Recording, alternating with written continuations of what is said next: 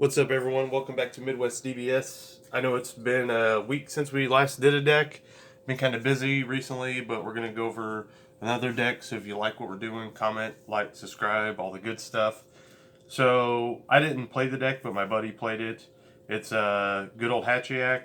Altogether, he went 4-1 with the deck, which is actually pretty good. Hatchiac actually, I think, is pretty good in this meta right now overall, just because the leader effect. So what it does is it basically has a pseudo nimbus, so your opponent can't attack with battle cards. I forget what it is. I think 7.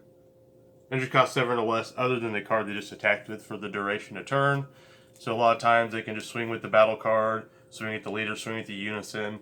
That's all they got. And I know a lot of people say with Unisons now, this is bad because your opponent still gets more attacks. But this deck's so defensive, you can defend against a Unison, a leader, and a battle card attack. You just have to defend against 3 attacks. And this deck is pretty defensive. And this deck has built-in ways where it can swing with Unison itself, because it gets to play Unison's leader, a little battle card, and then you can swing with your battle cards that are bigger than 7.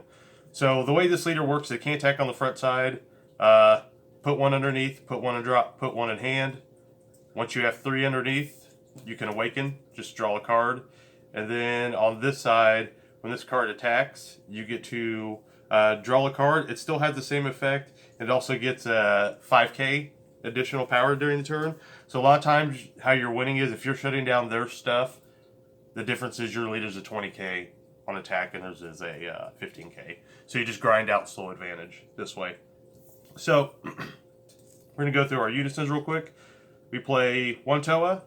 We play 2 Piccolo. The reason why we play these, I originally was just playing Toa, and then I originally had a build that just played Piccolo, but I like them both. They're both situational. This card can deal with battle cards early in the game by discard. You have to discard a card. Yeah, discard a card. And then you can pop a card at 3 or less, and then that's how you gain markers. Its -4 is great late game, because this deck gets late game, so you can just tap out whatever you want, and then -4 and still win your opponent's battle cards. This card, you're just using the +1. You filter out dead cards, keep adding markers to it, and you're just making a big Unison to attack. So, like I said, trying to get big battle cards to attack. Well, it's not a battle card, but you get what I'm saying. And then over time, if he's not dealt with, he just gets bigger and bigger and bigger, and then you're forcing your opponent to have a lot of trouble defending. Also, good thing with Toa, which I'll show you, which is a card you can discard. We are Hatch, so Hatch has some trouble with hand size. So we are running 4 Kidku. Kidku's just a great all-around card. It's basically just to fetch 2 4-star.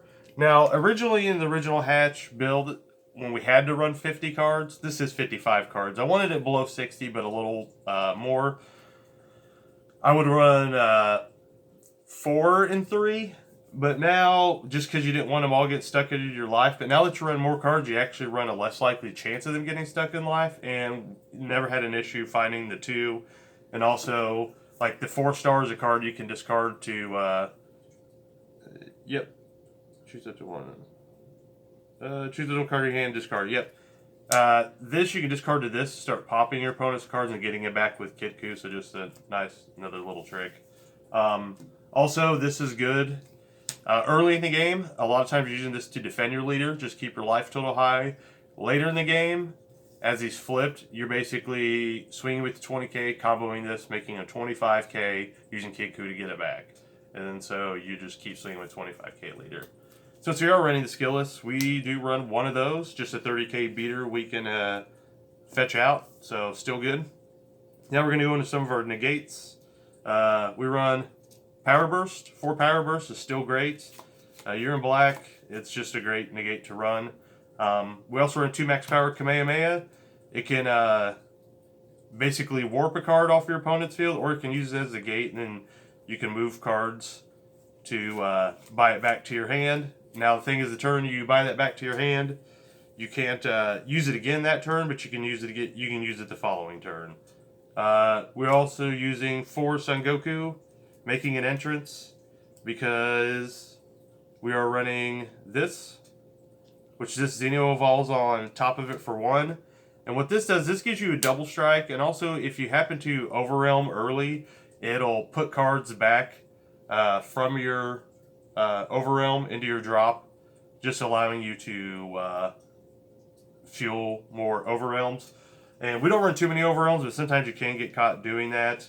And also, another little trick is you can discard this to your Toa at some point to pop card, or there's other ways to get this to your drop, and then you can power burst and get this back, so you can kind of like recycle negates. That's kind of cool.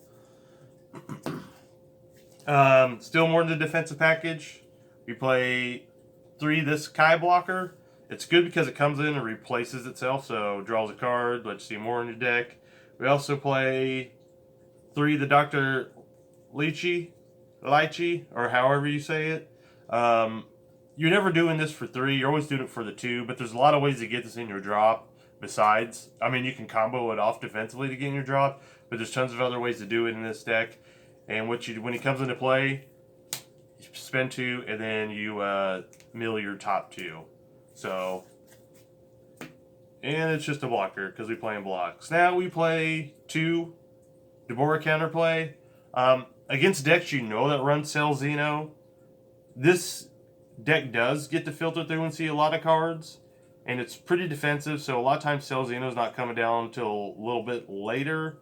But what you're going to want to do is just hold on to this.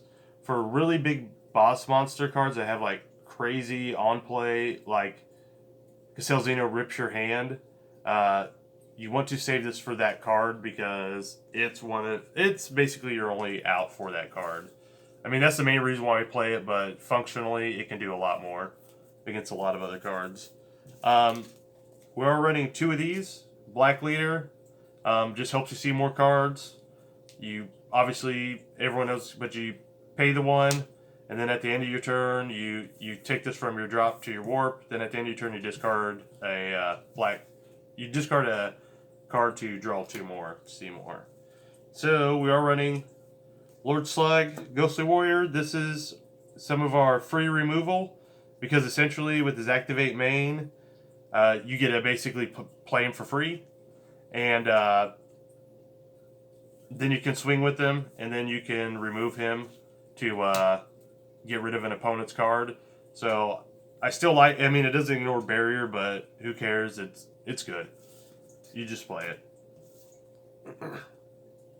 Next up, you got this. This is another one of our technically free plays, as long as your drop is working correctly. Because, well, let me go back. With this and the Slug, you need to choose 3 black battle cards with edge cost between 3 and 7 in your drop, and you take it from your drop, put them underneath your deck, and that's how you play this. I didn't explain how you free play it or that. And then once you get this on board, you can tap 4 and basically go up this little chain. This little chain is pretty good. It's susceptible to some counterplays, like blue and yellow counterplays, because blue either like bounce it back to your hand, or the Vegeta Prideful transformation have to come into play rest mode, which is fine. But this is a dual attack. So the important thing is with your leader is that as we go up to these bigger cards, you'll see they're dual attack or triple attacks, because we want to not have the leader hinder us as much as it does other decks. But this is basically, this can remove cards with barrier with its activate auto once per turn, so it's a removal card and it's a dual attacker, and it counts as an 8-drop. So the good thing is when you play it, it can be Frieza counterplayed, which is pretty relevant because it is an 8-drop. Because it's just such a good counterplay, but it can still be God Sealed or put in rest mode, but it's still just a great card. Now, EX Evolve for free, and when you EX Evolve, it comes to play in active mode. So this is your triple attacker, and it has another auto. When your opponent activates a counter skill, choose 1 card in hand and send it to the warp. So, like I said, you're bringing this in, swinging twice, then your EX Evolving this on top, comes in on top, then you have 3 more swings. So it's just a way to push a lot of damage with Hatch, which you need to do. Another way, we play one of these. Shinron the Wish Granter. This is just to make our leader be able to have a crazy turn if we need to swing with our leader for the win. Because what Shinron the Wish Granter does, I just had to see what the sparking is. Yeah, it's sparking 7. And then you draw 2 cards, and you're generally not choosing the energy one. You're basically choosing the one to give your leader 15k and triple strike. So when you play this, you get to draw 2 cards. You're bringing your leader from a 20 to a 35k triple strike, and then if you have like any combo power, it's just going to make it even more crazy. So you can make your leader just swing for game. The grind. We were playing 2 Demigra from the draft box. This card is really good because you're always going to be doing Dark Overrealm in this deck because you can see the deck's all black. But it's a 30k beat stick that gets to warp one of your opponent's battle cards. It can swing down another battle card or swing at your opponent. And then it gets to rip cards out of your opponent's hand.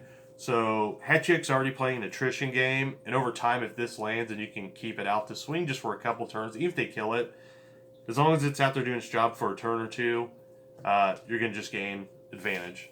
Now, what we wanted to play is, we want to play one of these 2. This is Dual Attacker. It is cost 3 black to Overrealm, but this card's good as well because it's 30k Dual Attacker that also gets to rip 2 cards from your opponent's hand.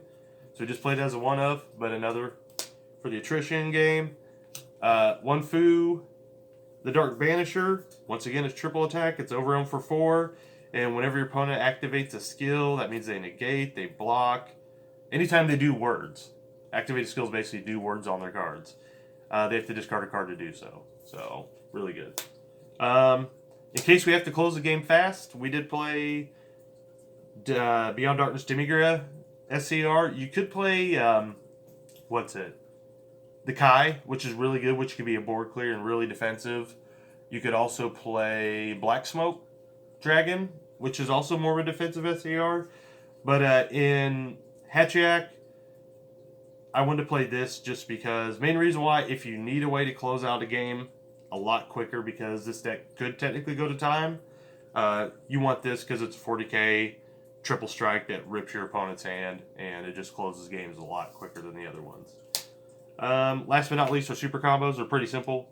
It's a 2-2 split. A lot of times you're able to keep your life up high, above 5. So that's why we played the Sparking Negates, because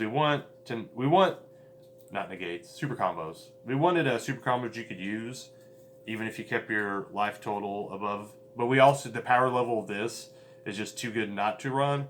So we ran 2 of these as well, in those situations where you get 4 life for low, because you get to draw 2, put 1 on the bottom. This one's just a basic draw 1. But yeah, that's it. So this is the Hatchiac deck profile. It went 4-1, and I will be trying to get a couple more videos out soon. Once again, thank you all. Bye.